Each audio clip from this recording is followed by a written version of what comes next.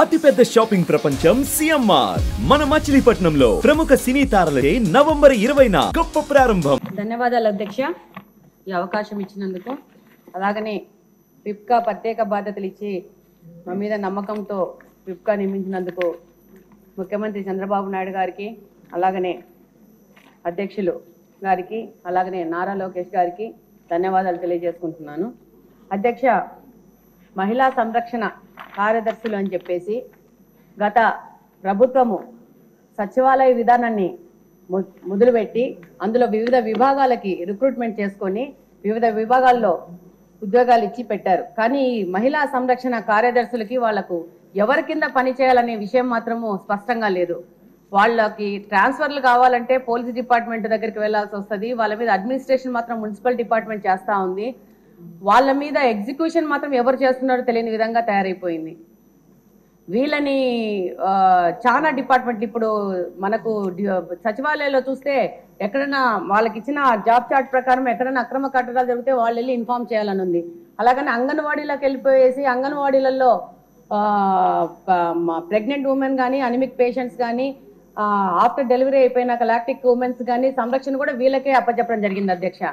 అలాగనే మనకు సొసైటీలో జరుగుతున్న మహిళల మీద జరుగుతున్న దౌర్జన్యాలు కానీ, వరకట్న వేధింపులు కానీ, అలాగనే పోక్సో చట్టం గురించి వాళ్ళకి అవగాహన కానీ, తప్పిపోయిన పిల్లల గురించి సమాచారాన్ని కానీ, అలాగనే వికలాంగులకు సంబంధించిన ప్రభుత్వం ఇస్తున్న పథకాల గురించి వాళ్ళకి సమాచారం ఇవ్వడం కానీ, అలాగనే బాల నేరస్తుల గురించి కూడా సరైన సమగ్ర నివేదికను అప్పచెప్పాలని చాలా రకాలుగా జాబ్ చార్ట్ని వాళ్ళకి తయారు చేసి ఇవ్వడం జరిగింది.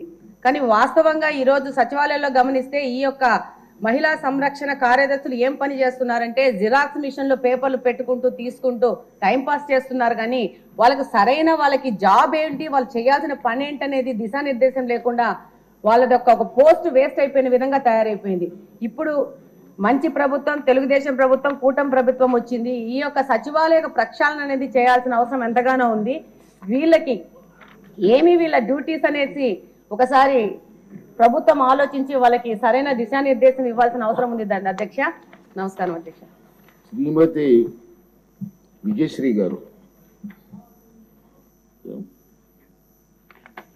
మినిస్టర్ గారు, మీరు రిప్లై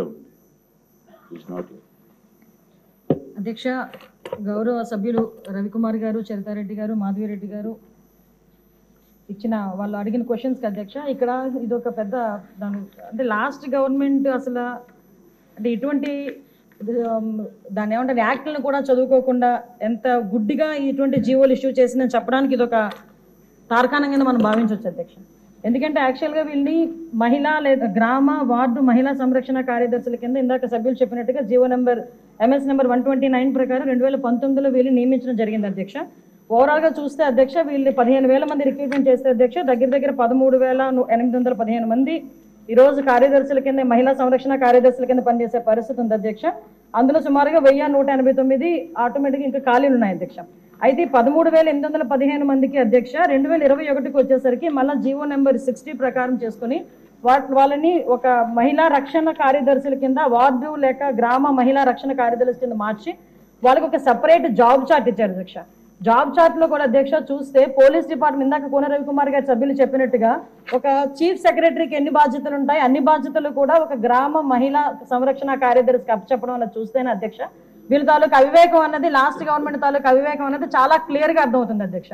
ఎందుకంటే అధ్యక్ష ఈ రోజు మనం ఇక్కడ చూసుకుంటే అధ్యక్ష పోలీస్ డిపార్ట్మెంట్ లో ఒక ఉద్యోగం సాధించాలంటే వాళ్ళు శారీరక దారుఢ్య పరీక్షలు వాళ్ళు నెగ్గాలి, రిటర్న్ టెస్ట్ వాళ్ళ ఎగ్జామ్ పాస్ అవ్వాలి, 9 months ట్రైనింగ్, కఠోరమైన ట్రైనింగ్ ఉంటుంది అధ్యక్ష. కఠోరమైన ట్రైనింగ్ తర్వాతనే ఆ పోలీస్ కానిస్టేబుల్స్ కింద వాళ్ళు అందరూ కూడా బయటకు వచ్చి పోలీస్ డిపార్ట్మెంట్ వర్క్ చేసే పరిస్థితి ఉంటుంది అధ్యక్ష.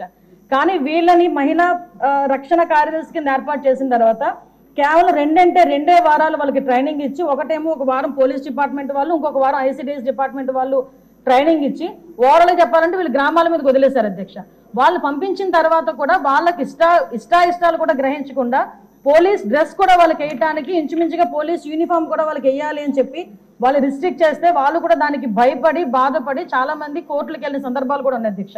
ఈ రోజు కోర్టులో దగ్గర 7 రిట్ పిటిషన్లు మహిళా కార్యదర్శికి సంబంధించి ఆ పోలీస్ డ్రెస్ విషయంలోని కానీ వీళ్ళు జాబ్ చార్ట్ ఒక అవగాహన లేకుండా డబ్బులు ఇచ్చుకొని పెట్టుకున్నాడు కదా, ఆ మేధావులందరూ కలిపి ఆ మేధావులందరూ కలిపి ఆల్రెడీ 12,000 మంది వీళ్ళు పనిచేస్తున్నారు కదా, వీళ్ళని మనం పోలీసుల కింద కన్వర్ట్ చేసేస్తే వాటిని తగ్గించి వచ్చని ఒక ఉచిత సలహా పడేశారు అధ్యక్ష. దానికి వెనకాతలు ఒక పోలీస్ డిపార్ట్మెంట్ మీద ఒక అవగాహన, పోలీస్ రిక్రూట్మెంట్ మీద ఒక అవగాహన, వాళ్ళ తాలూకా జాబ్ చార్ట్ మీద ఒక అవగాహన ఉండుంటే ఇలాంటి పని చేసి ఉండేవారు కాదు అధ్యక్ష. ఈ రోజు వీళ్ళ పరిస్థితి ఏమైపోయిందంటే వీళ్ళు వెళ్ళి రిపోర్ట్ చేయాల్సింది గ్రామ సెక్రటరీకి రిపోర్ట్ చేయాలి. వీళ్ళ అడ్మినిస్ట్రేటివ్ పవర్స్ ఎక్కడ ఉంటాయంటే పోలీస్ డిపార్ట్మెంట్ దగ్గర ఉంటాయి. వీళ్ళకి జీతం ఇచ్చేదేమో ఎంపీడీఓ, లీవ్ ఇచ్చేదేమో ఎంపీడీఓ, మళ్ళా తిరిగి ఒకవేళ ట్రాన్స్ఫర్ అవ్వాలంటే డిపార్ట్మెంట్ కలెక్టర్ దగ్గరికి వెళ్ళాలి అధ్యక్ష. అంటే వీళ్ళకి సంబంధించి ఒక అథారిటేటివ్ ఆఫీసర్ ఒకరు కూడా లేక ఇన్ని డిపార్ట్మెంట్స్తో పోనీ పైకి వచ్చిన తర్వాత ఏదైనా పని చేద్దామంటే వీళ్ళు తాలూకా అంటే పైచి ఎంత పెరిగిపోయిందంటే లాస్ట్ గవర్నమెంట్కి వీళ్ళ చేతే తక్కువ జీతాలు ఇచ్చి ఎక్కువ పని చేయించుకుందామని క్రైమ్ ఆఫ్ ఎఫెన్స్ దగ్గర కూడా కాపాడడానికి కూడా వీళ్ళని తీసుకెళ్లాలంట. నాన్ బెయిలబుల్ వారెంట్లకు సంబంధించి వీళ్ళు సపోర్ట్ చేయాలంట.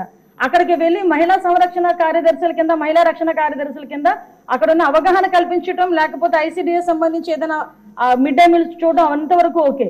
ఆఖరికి పోలీస్ డిపార్ట్మెంట్ కి వాళ్ళ ఇన్వెస్టిగేషన్ లోని కూడా వీళ్ళు హెల్ప్ తీసుకొని చేసుకునే పరిస్థితి కనిపించింది. లాస్ట్ గవర్నమెంట్ లో చాలా మంది మాతోనే మొరపెట్టుకున్నారు అధ్యక్ష. మేము ప్రతిపక్షంలో ఉండేటప్పుడు పోరాటాలు చేసేటప్పుడు మాకు సెక్యూరిటీ కింద మమ్మల్ని ఆపడానికి, సెక్యూరిటీ కూడా కాదు మమ్మల్ని ఆపడానికి ఈ మహిళా కానిస్టేబుల్ తో పాటు మహిళా పోలీసులు కూడా పంపించేవారు. మేము అడిగేవాళ్ళం మీరు ఎవరమ్మా, మహిళా పోలీసా మహిళా కానిస్టేబుల్ అంటే మహిళా పోలీస్ అండి అని. ఇందులో విషయం ఏంటంటే అధ్యక్ష చాలా మంది ఏస్ అయిపోయిన వాళ్ళు ఉన్నారు. మళ్ళీ ఇంకోటి ఏంటంటే ఎంటెక్లు బీటెక్లు చేసుకుని కొంతమంది ఫ్యామిలీస్ పోలీస్ డిపార్ట్మెంట్లోకి కొంతమంది యాక్సెప్ట్ చేస్తారు, కొంతమంది యాక్సెప్ట్ చేయకపోతారు. ఇలాంటి సిచ్యువేషన్స్ అన్నింటిలోని కూడా ఈ రోజు వీళ్ళు పడుతున్న బాధ అధ్యక్ష వర్ణనాతీతం. ఇంకొకటి ఇందులో కొసమెరుపు ఏంటంటే ఎన్నో సంవత్సరాల కానిస్టేబుల్ కింద చేస్తే హెడ్ కానిస్టేబుల్ ప్రమోషన్ వస్తుంది. హెడ్ కానిస్టేబుల్ దగ్గర నుంచి ఒక ఏఎస్ఐ, ఎస్ఐ, సిఏ ర్యాంక్ వరకు వెళ్తారు. వీళ్ళు ఎటువంటి రిక్రూట్మెంట్ లేదు, ఎటువంటి శారీరక దృఢ పరీక్షలు లేవు, ఎటువంటి రిటర్న్ టెస్టులు లేవు, ఎటువంటి ట్రైనింగ్స్ లేవు. వీళ్ళకి కూడా మహిళా పోలీస్ దగ్గర నుంచి అప్ టు ఇన్స్పెక్టర్ వరకు కూడా వీళ్ళకి కూడా ఒక ప్రమోషన్ జాబ్ చార్ట్ ఇచ్చేసి ఒక జీవో కూడా రిలీజ్ చేశారు అధ్యక్ష. అంటే వీళ్ళు ఎంత అంటే అవగాహన లేదు. అప్పుడు మనందరం అనుకునే వాళ్ళం తొగ్లక్ పరిపాలన అంటే దానికి ఇది ప్రత్యేక సాక్ష్యం కింద మనం ఈ మహిళా రక్షణ కార్యదర్శుల గురించి చూడాలంటే ఇది మనం చెప్పుకోవచ్చు అధ్యక్ష. ఇన్ని రకాలుగా వీళ్ళు చేసిన అధ్యక్ష, వీళ్ళకి ఏంటంటే అధ్యక్ష ఎస్కార్ డ్యూటీలు, బందోబస్తు డ్యూటీలు, వాళ్ళు అక్కడికి వచ్చి ఏడ్చేవారు అధ్యక్ష. ప్రస్తుతం చాలా మంది మేము వచ్చిన తర్వాత కూడా ఇప్పుడు ఈ విషయంలోనే గౌరవ సభ్యులందరూ కూడా చెప్పడం జరిగింది. వీళ్ళు పోలీస్ డిపార్ట్మెంట్కి సంబంధించిన వాళ్ళ కింద ఉంచాలా, లేకపోతే ఐసీడీఎస్లో మనం పంపించుకోవాలా, వేరే ఎవరికైనా ఏదైనా జాబ్ చార్ట్ ఇచ్చి సపరేట్గా వీళ్ళు ఏదైనా మనం చేయాలా అనేది ఆలోచన చేసుకోవడానికి ఒక సుదీర్ఘమైన చర్చ అయితే జరగాలి అధ్యక్ష. మేము చర్చిస్తాం అధ్యక్ష. నా అప్పీల్ ఏంటంటే ఇక్కడ గౌరవ సభ్యులందరూ ఉన్నారు, గౌరవ సభ్యులందరూ కూడా ఈ విషయంలోనే మనందరికీ కూడా అవగాహన ఉంది. ఈ గౌరవ సభ్యులందరూ కూడా ఈ విషయంలో, ఈ మహిళా కార్యదర్శుల విషయంలో మనం ఏం చేస్తే వాళ్ళ సేవలు వినియోగించుకునేటట్టుగా ఉంటుందో గౌరవ సభ్యులు ఎవరైనా లిఖితపూర్వకంగా మాకు సూచనలు సలహాలు ఇచ్చినా దాన్ని బేస్ చేసుకొని అదేవిధంగా మనం డిపార్ట్మెంట్ వాళ్ళతో కూడా చర్చించి దీని మీద నిర్ణయం తీసుకొని యాజ్ ఎర్లీ యాజ్ పాసిబుల్ మహిళా కార్యదర్శులకి వాళ్ళకి ఒక మహిళా సంరక్షణ కార్యదర్శులకి ఒక జాబ్ చార్ట్ ఇస్తామని చెప్పి ఈ సభ ద్వారా మీ ద్వారా సభకు తెలియజేసుకుంటున్నాను అధ్యక్ష. సుమన్ టీవీలో మీ పర్సనల్ అండ్ బిజినెస్ ప్రమోషన్స్ కోసం కింది నెంబర్కి కాంటాక్ట్ చేయండి.